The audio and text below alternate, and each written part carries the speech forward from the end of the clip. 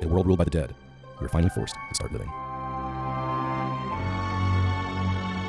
About to play our interview with Mr. Irony Singleton, who you might know better right now as T-Dog. So that's pretty awesome. He's a pretty consistent Twitter user, and he likes to reach out to his fans and interact and talk to them about the shows and stuff. So we were able to contact him through Twitter, and he's been very gracious, so we're going to get a little time with him this morning. So that's pretty cool. It's pretty awesome, especially, I mean, he's one of the characters that was written especially for the show. I'm really interested to ask him about that. Yeah, so we're not going to waste any more of your time because I'm sure everybody wants to get to the interview. So away we go. Here's our interview with Mr. Irony Singleton.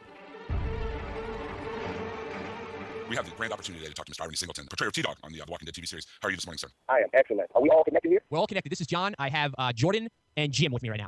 Jordan, Jim, how y'all doing? Nice to meet you, Mr. Singleton. Hey, good morning. Where you guys? I'm on Long Island. Oh, nice. We have Jersey and Pittsburgh representing, so we're all over the map. Nice. Okay, and I'm going to connect us to the south side down here in Atlanta, GA. All right, very good. Thank you, Madam. Oh, no, thanks for coming on. We know you're a real busy guy, and we appreciate it. Oh, no problem. No, it's my pleasure. I'm very glad to have this opportunity to speak with you. As you know, we're all big fans of the show and of your work. We really enjoy what you guys are doing so far. Did you have any idea it was going to be this popular? I mean, this is one of the highest rated cable shows ever, I guess. It's really setting a lot of records and a lot of buzz. Did you have any idea going into it was going to be this big? Whoa, no way, Jim. Not until I got on the set. I got on the set, and just the energy on the set, and the writing was so amazing. And then the cast that we had, I said, once we bring this all together, and of course, with the director and the executive producers and the makeup people, I said, once we bring this all together, we're going to have something amazing. So that basically kind of echoed throughout my time on the set during the production, because between me and the castmates, my other castmates, so yeah, we had something there. But beforehand, I had no clue. Did you, when you were handed, well, maybe you can talk about it a little bit, getting handed or approached about, a zombie apocalypse script for a TV show? What was your reaction when you read that the first time?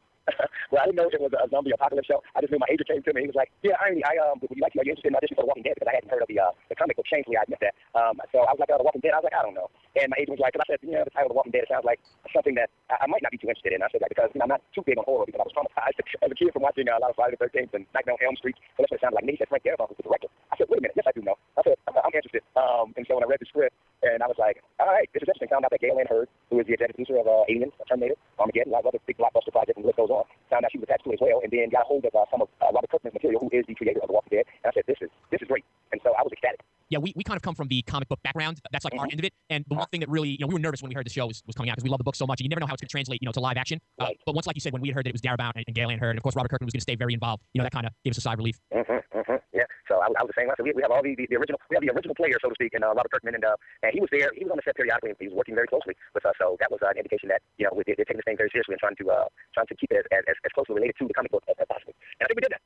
Well, speaking of staying close to the comic book, you have a brand new character who doesn't show up in the books. As an actor, do you prefer the experience of having a character that's already in existence to base your characterization on, or do you prefer that clean slate in this case? Well, that doesn't really matter as long as I have a character that's something meaty that I can sink my teeth into. So, with a character that is non-existent, then at least there's a clean slate there, so that I can just be creative as an actor. But then at the same time, through the writing, you get indications of what that character is like. So you still kind of, you still have these personality traits or whatnot that you kind of pick up from through the writing itself. But at the same time, you have characters that are already created. Then you don't have to do much work as an actor. There's less freedom there, but still at the same time, you still get the freedom to roam just a little bit. To kind of venture off course a bit. So it could go either way, as long as it's something meaty. That's John. That's you, John, right? That was Jordan. That's Jordan. Oh, I'm sorry, Jordan. It's all right. John's with the outrageous accent. It's okay. We're all three J names, so it's easy to get confused. Yeah, the triple J connection. We've also got Brad on the line from Texas, but he couldn't come on mic at the moment. You want to say hi? Oh, well, we miss you, Brad. All right, I miss you, brother. Hello to you. Since the popularity of the show, since the show's taken off, I know you hadn't heard of the comic before the project came on, but have you gotten any response from the fans? Like us who've been fans of the comic online and now we're fans of the show. Oh, a bunch of them, especially like my Twitter fans, the real, the true fanatics. They give me like extra enthusiasm towards the show because of how gung-ho they are about it. So it makes me love the show even more, and it makes me more and more excited about this whole zombie apocalypse craze thing. But yeah, I hear from them a lot, and they just talk about how they love this show. Out of every negative comment, which is like 1 out of every 50 or 100. So that's a good number. I like that ratio. We found you through Twitter, so that's really, the fans really appreciate that you like to interact and stuff. And I know that Twitter is just like blowing up with that hashtag The Walking Dead. I mean, it's crazy right now. Wow, it's ridiculous. I thank God every day, and I look at my wife, and maybe it's not every day, every other day, and ask, how did I get into this situation right here like this? 1 year, pretty much after The Blind Side, I landed, which was one of the biggest movies of 2009, and I end up in, which will probably be one of the biggest TV shows of all time, not just of 2010, but ever. This thing is that huge. So people are stoked. I'm in that pack. I'm guilty of it. One thing we wanted to ask was when we were doing a little research, we found that you were actually born and raised in Atlanta. So can you tell us a little bit about shooting on location for this kind of project and what that's like for you? Well, it was surreal. I was thinking about it because we were shooting maybe minutes away. One of the locations was minutes away from where I grew up, which was an inner city housing project, not too far from like I said, 3-4 minutes. And I was thinking about the contrast that was presented from where I came to where I was at the time. Years prior to, I was ducking and dodging bullets and trying to survive in the project. And here I am, years later, working on a major Hollywood production, TV show. So it was just so surreal, and I got emotional at times. I got a bit choked up because it just, imagining the power of that supreme being, that higher power that has such a major effect in my life, a major influence that kind of led me to this point. So it's surreal. That's the one word I can use to sum it up. That would be the one. Yeah, I would imagine looking down from the top of the building, on the streets where you used to run around as a young guy, was amazing. Right. I'm just thankful to be in this position. Seeing everything. Because I was talking to Laurie Holden. We were working on about to shoot another scene, and I was like, I went to that school right there. We drove past the school, we drove past the neighborhood, although they've torn that down since. I was like, this is where I lived right here. My building was right here, but And you know, it was just talking about it. I kind of relived those moments. But looking in retrospect, it was a good thing, very refreshing at the time. But actually doing the time, it wasn't. So just a great feel. Just a great feel. Sure. Now, The Walking Dead's known for being a comic series, now a TV series where no character's safe. Now that the show's a hit, is the possibility of being killed off something that's always on the mind of you and the rest of the cast? Ooh, I'm more paranoid than the cast of The Sopranos when they started just knocking off all of those characters. And I remember one of the guys, I can't think of his name right now. He said they woke up looking behind themselves and like, oh, is today my day? And we're like, I was talking to John Bernthal and I were talking. He was like, he's one of the main characters, Shane, and he's paranoid. He's like, I don't know when I'll be taken out. So of course that's a major concern for me. T-Dog. While we're on the subject of Shane, I have to throw this in because our listeners are really getting a kick out of it. Do you think that he's pulling his pants up a little too high on the show? Shane. Yeah. We have numerous Twitter responses that say his pants are up too high, like he looks like our grandfather or something like that. Please. I saw that one time, and that was only when he was walking towards twice. He was walking towards Norman Reedus when he was about to tell Norman Reedus about his brother Merle, and the time when he went over to Ed also to put Ed in his place, rightfully so. But yeah, I was like, those pants are really high. I've been teasing about that. Now that you brought that up, I thought I was the only one that was saying it that way. But yeah, they are really high. You can tell them it's all over the internet. It's not just you. I think he's gonna get a big laugh from that though. My wife is even chuckling about that. I think she noticed it also. But I don't know if the costume or the wardrobe designer told him to put him up like that, if it was just a personal choice of his own. But I chuckled. Yeah, I get my chuckles in saying that. One of the things I really like about your character, and a lot of characters in general, and it really talks to the writing and the directing, is that the characters are all kind of a gray area. You know what I mean? They're not 100% good or 100% bad. We really see that with the scenes with you and the Michael Rooker's character on the roof, the whole scene leading up to dropping the key or whatnot. As an actor, is playing a character that's so multidimensional, is that more challenging to you than just playing something that's just like straight line? Okay, this is this person, and it doesn't give you as much room to breathe. No, I think that is one of the things that kind of attracted me to the craft of acting, because when you get the opportunity to go, you go left and go right. That's how the drama is created, because nobody really knows. And I hope I'm answering the question that you asked, and I hope I understood it correctly. But I think that's part of the excitement of acting. I think that is what creates drama, because people don't know what a person is capable of. You never know which way they're going to go. And I like that for my character, but that means that there's more writing to be done for T-Dog, meaning that I could possibly last a lot longer than some people are anticipating, given the fact that they think T-Dog is. He's a new character people never heard of. He's never heard of in the comic book, so it makes it more intriguing. And how much? I just wanted to ask how much of you gets to be in T-Dog? Like how much room for interpretation is there, and how much is laid out for you in terms of the script? Tons of interpretation, because what I do when I'm doing my character work, gentlemen, I start with my life story, and I take it as far back as I can, and I bring it up to I bring it as far as I can, as long as it makes sense, as long as it seems as though that's something the character would do. Like, so for T-Dog, I look at him as an everyman. I look at T-Dog as this blue collar / white collar worker. He could go either route. He could work for he could work for the airlines, transferring luggage, or he could work for a bank, and dealing with money transactions every day. So, but I took it as far back as I go, which is, like I said, in the project all the way up through college, which is why I went to University of Georgia. So he's a football player, and then pretty much from right there I had to stop, because everything after that is like about my career as an actor, and I just didn't see T-Dog as an actor because he would have been too over the top, I think. So, but yeah, I just have tons of room for interpretation. I think with most of the kids, I think that's the good thing about being an actor. We'll recreate, like I said, not to sound redundant though. You mentioned earlier that as a child you were scarred by some horror movies. Are you opening up to more horror movies now that you're on the show, or are you still staying away from them for the most part? Oh no, the damage has been done. I'm ruined for life. Yeah, so I'm open to all. What I do now, I watch horror movies. I watch Friday the 13th, y'all, and I just laugh. It's funny to me now. But then as a kid, I didn't understand that. A lot of that stuff is just not logical. It didn't make sense. But with The Walking Dead, even though it's not a zombie apocalypse, I've never seen a zombie in real life, but it's so real. But the writing makes so much sense, and everything is so well connected. But I don't love some scary movies these days. Even as an actor, like I didn't shy away from this role. So I watch a scary movie. What do you have in mind? You want to check out Saw 6, 7? What do you want to do? What we like about The Walking Dead is it's really not about the zombies. The characterization is huge in the relationships and everything. And I think the show is just starting to scratch the surface in that area.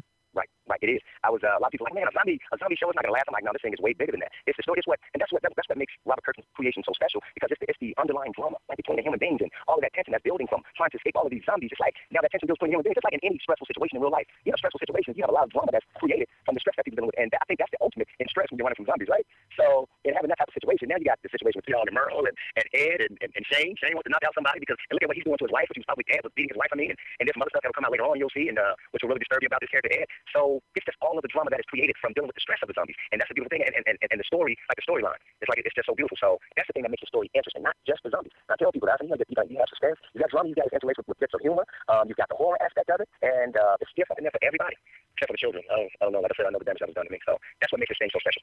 Yeah, absolutely. There are hundreds of zombie movies, but there are very few that you have a sense of realism, like The Walking Dead. I think that realism really comes from the characterization of you actors, acting as people I think really would, but in that kind of stressful situation. Exactly. And what Frank Darabont said when we were first at our first read through, he was like, I want this to be as real as possible. I don't want this to be that cheesy stuff that you see in some of these other horror movies. I want you to play it as if your life is in jeopardy, as if these zombies are really trying to take you out. And that's the approach we had to when we started shooting. So, and I think it plays well, comes across, and people can really relate to it, as opposed to those cheesy little punchlines and stuff like that. It was like, no, but even if we have a couple of those, it's like play it real, play it for what it is. Don't try to get a laugh from those things. And I think that's another aspect of it that just makes it so attractive to people, appealing. Right, it's like saying True Blood. Saying Walking Dead is just about zombies. It's like saying True Blood is just about vampires, or it's definitely more about the characters and more about the storyline that's going on than the actual. The horror aspects are almost secondary. It's more about people's reaction to that than about the zombies themselves. Exactly, which I should have just said that the primary aspect of the show is supposed to underline. When I said the drama that's underlying, that's actually on the surface. I could say maybe the zombie aspect is the underlying part. That's like the icing on the cake. Can I put it like that? It's like the storyline, the drama between all of us, all the characters. That's a cake. That's a nice red velvet cake. And then you add the zombies to it. That's like the creamy dress. What kind of cream is it? The cheesecake cream? That's what that is. Cream cheese frosting. Yeah. We like cake. You like cake? I can tell you like cake. think all Specifically like cake. Yeah, I think we all like cake like a fat boy like cake. Well, I think that would be the perfect comparison or analogy right there. It's a red velvet cake with all the cream cheese frosting. Yes. So one of the only negatives that we've heard is that people can't believe it's only 6 shows and it's halfway over already.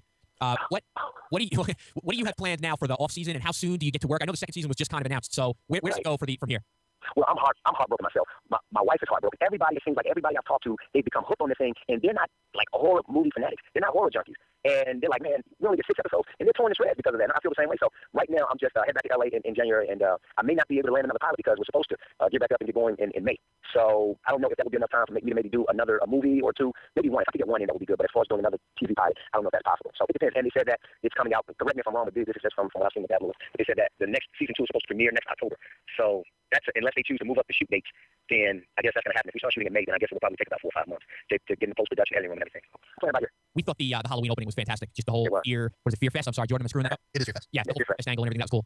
It was perfect. I think that and that's part of the angle. That's part of the angle of AMC to do that next year. Because I think it'll work out. But my fear is that, and which is what other people also voiced as well. Like, will people lose interest? But I think this is one of those shows that you can't lose interest. Like my wife said, she was huge on Heroes. That was the last show she was attached to, and she watched a few episodes. The next thing you know, they went off the air, and they just started showing me a bunch of encore presentations, like a rerun. And she got out of it. She said, I don't need to attach me anyways. I have too much going on in my life, so I can't just be attached to a show like that. And she just kind of fell out of love with it. And so that's the fear that people may fall out of love with it. I think this thing is so much better than Heroes.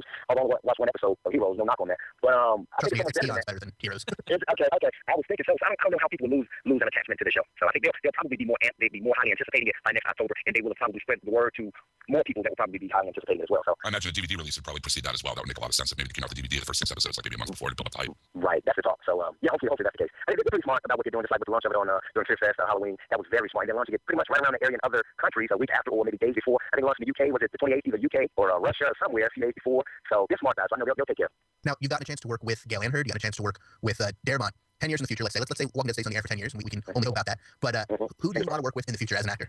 As a director or producer or castmates or anybody in the business that you just would love to work with? Wow. I couldn't start. I mean, the list would go on and on. I couldn't just name one person because there's so many people whose work I respect. Think about the entire canon of just movies and TV shows. I just couldn't name one person because I named one person, then we'd be on the phone another 5 hours, guys. It's like, so I don't even want to start. That's a slippery slope that I don't want to go down. You say, well, name one or two. It's like, no, because everybody, I hold so many people at such high esteem. It just, of course, I love, I like to say, of course, Frank Darabont and Gail Ann Hurd, and I can get away with that. That's not a slippery slope. I'm sorry because I'm working with them right now. But there's so many. I'd rather not even venture down that path. That's understandable. Yeah. All right, Irony, we are so happy to have you on the show, but we don't want to take any more of your time. You've been so gracious with it already. And I know from everyone, all the fans that we interact with and everyone on the cast, we thank you, and we want to wish you guys continued success on the fantastic show. And hopefully we'll catch up with you again maybe during season 2. Thank you so very much, and I appreciate you guys. I love you all. I love you fans. And you guys keep up the good work. Y'all take care. Thanks very much. Thank you. That was awesome. Thank you. I appreciate that. Thanks. All right, y'all take care. Bye-bye. All right, bye-bye.